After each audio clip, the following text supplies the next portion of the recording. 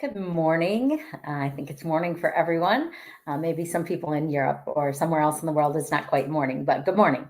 It's Friday morning. Friday for me is Friday favor day usually.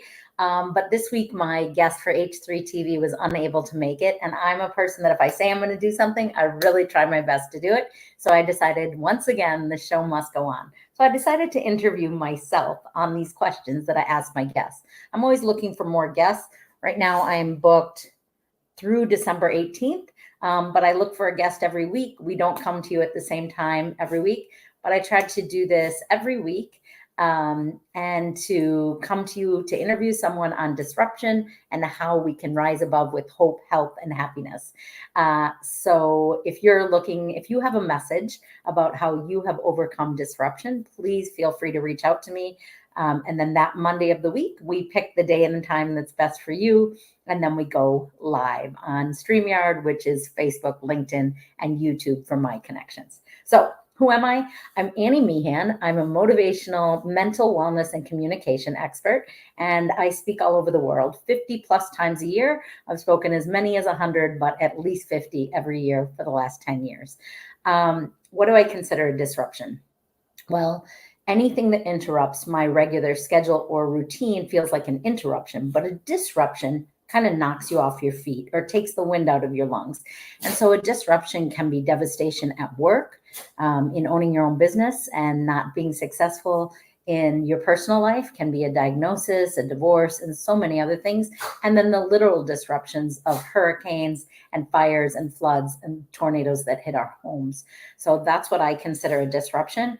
My most recent major disruption, storm interruption, was Hurricane Ian hitting my home and leaving us still displaced. We will move back to our condo on January 1st. For those of you that are confused by that, I apologize for the confusion. Yes, it's a similar background at the condo as it is in our home in the villages. Our home in the villages is our temporary housing and ultimately a rental property for people when they want to come to Florida for an extended period of time.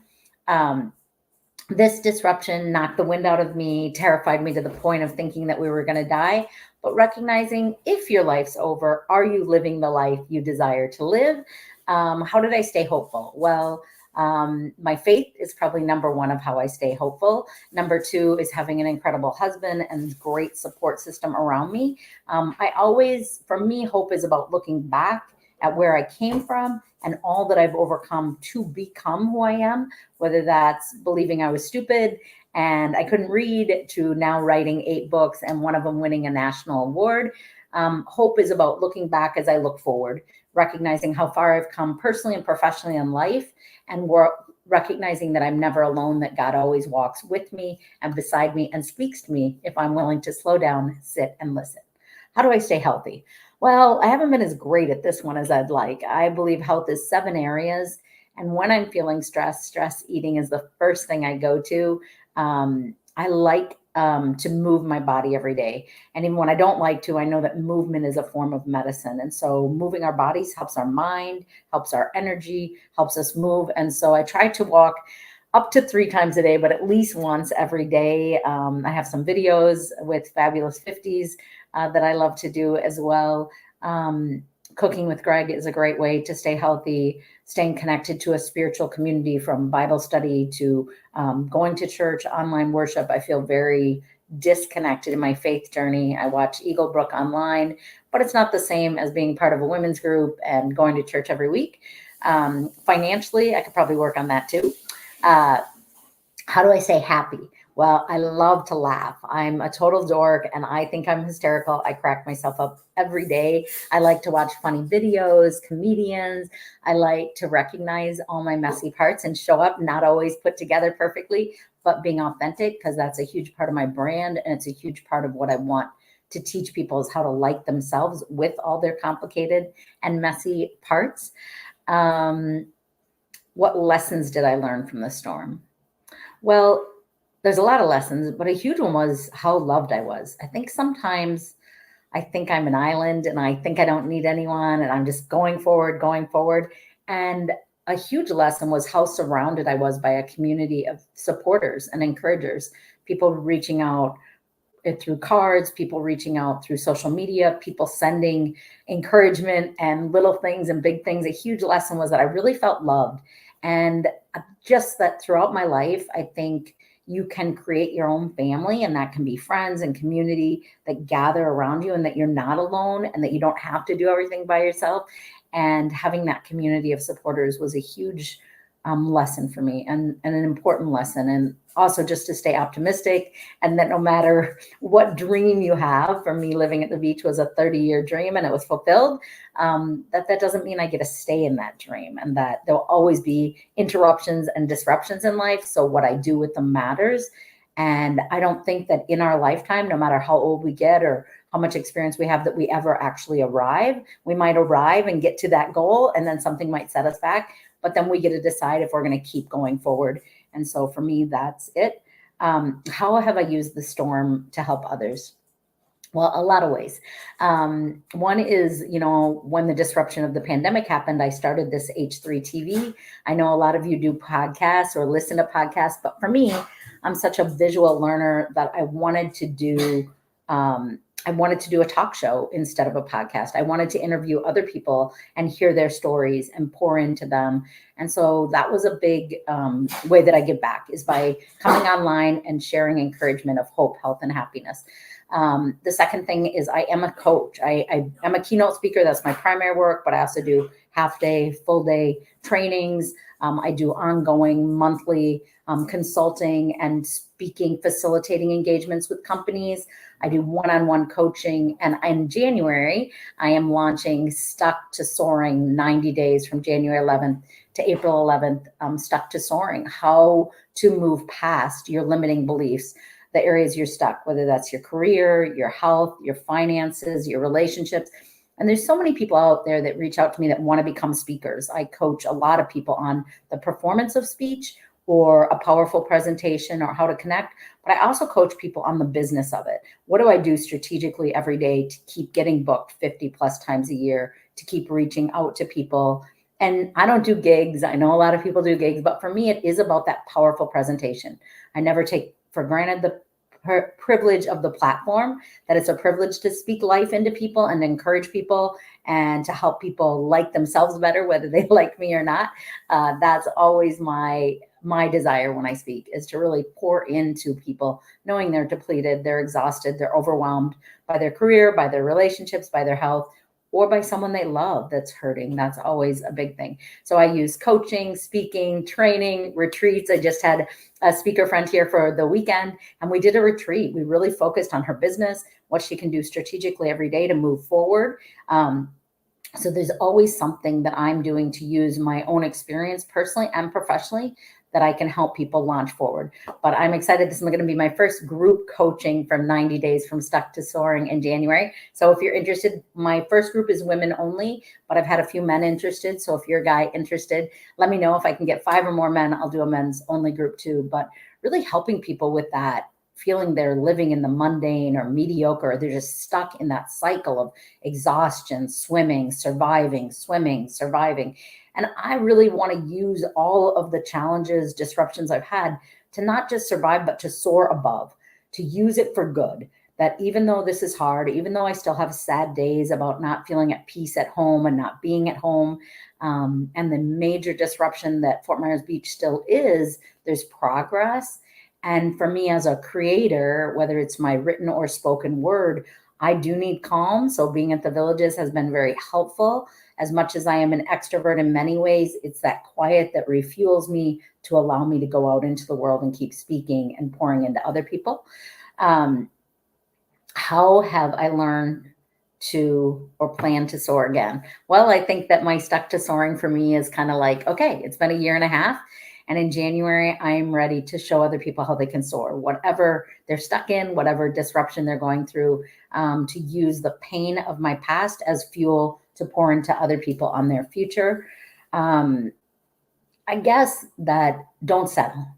Don't settle for being miserable. Don't settle for being a victim. Don't settle for somebody who goes around all the time and says, I'm sorry, I'm sad, I'm sorry I did this, I'm sorry I disrupted. Take up space. Be unapologetically yourself. Don't apologize when you're not perfectly put together or when you don't do it exactly right. Of course, we want someone to be more perfectionistic if they're a surgeon or a dentist or doing our taxes.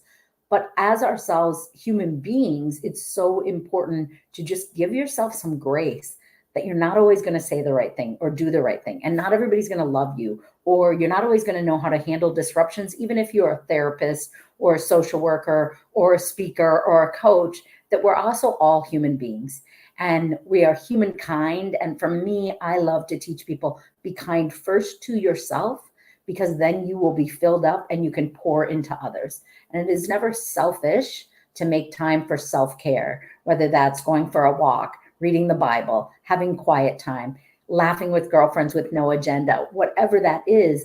If you can be filled up, you have more of a place to pour from. But when you pour from depleted, you will become resentful. And whether you think, I'm good, I'm okay, I don't need anything, I'm caring for everybody else, eventually it not only physically affects us and it hurts our body, we can get physically sick from caring from everyone but ourselves, but also our mind and our spirit will become depleted and we'll get to be resentful. So a big part for me is remembering, take time for yourself so you can be the best version of yourself so you can pour out to other people. I think we are here without a doubt. If you read my post yesterday, yes, be grateful in November. There's so much to be grateful for. But I love to challenge people, be grateful and then be generous. But first serve yourself so you're filled up so you can serve other people. So my encouragement to you today is make time, make an agenda, write a schedule, and have inside that schedule your quiet time, your movement time, your joyful time, your laughter time, your date night. I put a lot of fun in my schedule because I want to love life. I don't want to be bitter or miserable. I've seen that. I've watched people go to their grave and they never knew life got better. I know life gets better. I also know that it's work. And I also love to support other people on their journey. So if you're curious at all about Stuck to Soaring starting in January, message me. We're looking for 12 women. We have 3 so far, so 9 spots open. And I'd love to pour into you and show you how to soar above your circumstances, how to not let your disruption define you. I meet people often that are like, 20 years ago, I lost my job. I'm still pissed. 20 years ago, my spouse cheated on me. I'm still mad about it. That's letting it define and steal life.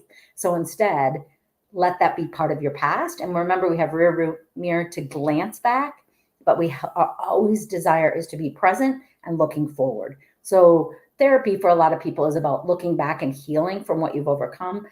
Coaching is about where you're at and where you want to go. And together we design that and we support each other along the way. All right. What is the one best way to connect with me? Well, that's up to you. But yeah, I'm trying to be more consistent on YouTube and LinkedIn are pretty much my 2 primary areas. Of course, I have my website and I'm on Facebook and Instagram a little and trying to figure out TikTok, but not good at it and not spending time on it. I love to just pour into people. I consider the platform a privilege and I consider the platform my books is one of my platforms that I use written word to speak into people. Just finished my 8th book, Choose to Soar. If you've had the time to read it, I would love a testimonial or recommendation on Amazon. Would mean the world to me. Thank you so much for those of you, the 20 that already have. Thank you. I use my book as a platform. I use the stage as a platform. I use a training room. I use my coaching individually and as a group, because I consider it a privilege to use my words to help other people because I've been there. I spent the first 20 years hurting and sad and lost and not feeling worthy and not feeling joy-filled, really stuck in my circumstances and stuck in my mindset and stuck in my doubts and my lacking. And today I don't. I get up every day and I'm grateful and I'm excited and I can't think, who will I be friends with today? Who can I pour into? Who can I encourage? And I truly wish that everybody could go through life like that, because hurt people truly do hurt people. And if you're miserable, resentful, stuck, unsatisfied, living a mundane life, just going through the motions every day, you're not bringing your best self to the world. And when you do, you live not only grateful, but generous, and you have much more of yourself to pour out because you've been filled up. So we start with ourselves, but then when we are filled, we pour out to others. We still take care of ourselves. We still schedule quiet and movement and all of those things. So anyway, I'm Annie Meehan. This is H3 TV, and I love to inspire people individually through my written and spoken word. to not let disruption define them, but to soar above their circumstances. I hope you have a blessed week. I am grateful for you listening. I'm grateful for my friends, my fans, my audiences that encourage me so that I can keep encouraging you. Have a wonderful Thanksgiving, and thanks for being here today.